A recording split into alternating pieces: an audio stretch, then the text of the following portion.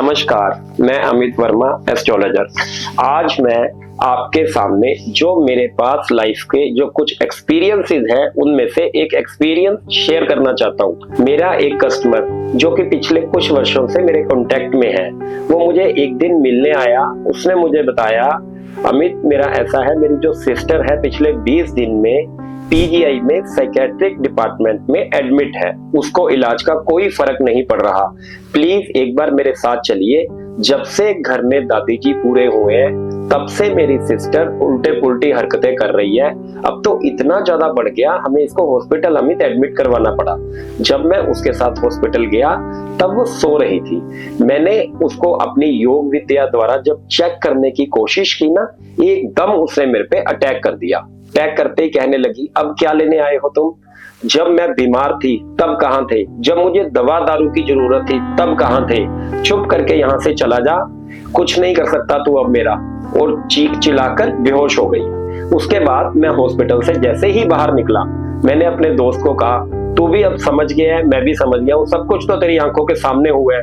कुछ मत कर, इसकी यहाँ से इसको डिस्चार्ज करवा, घर लेके आ। जिस चीज का इलाज हम हॉस्पिटल में ढूंढ रहे हैं शायद वो ये इलाज नहीं है। इतना कुछ क्लियर हो चुका था, कुछ बताने की जरूरत ही नहीं लगी। उसके बाद राहुल ने उसको डिस्चार्ज करवाया, घर लेके आया।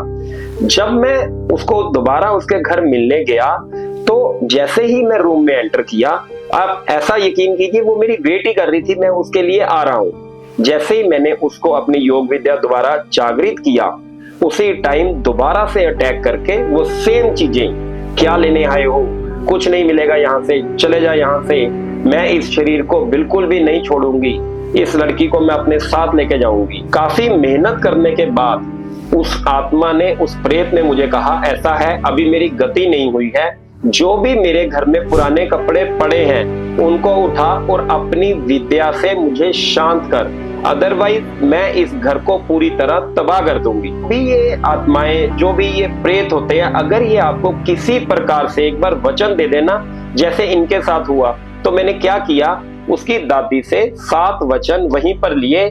आप मुझे वचन दीजिए, जो भी आप मुझे कह रहे हैं मैं हरिद्वार जाकर अपनी विद्या से आपको शांत करूंगा।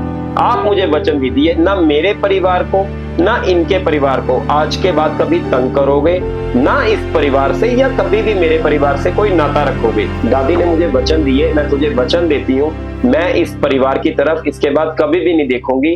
अपनी विद्या से मुझे हरिद्वार में जाकर शांत कर। मैंने वो कपड़े उठाए, जैसे जैसे मैंने वचन लिए थे वैसे वैसे कार्य करके मैंने हरिद्वार में उसको शांत किया। उसके बाद वो लड़की 2-3 दिन में प्रॉपर ठीक होने लग गई। आज अपनी नॉर्मल जिंदगी बिता रही है। कभी कभी जाने अनजाने ऐसी चीजें हमारे परिवारों में हो जाती हैं जिसका इलाज ना तो किसी डॉक्टर के पास होता है ना किसी एस्ट्रोलॉजर के पास। अगर किसी के घर में, किसी के परिवार में ऐसी कोई भी दिक्कत चल रही है तो कृपया निसंकोच होकर मुझे फोन करें, शायद मैं आपके किसी काम आ सकूं। नमस्कार, धन्यवाद।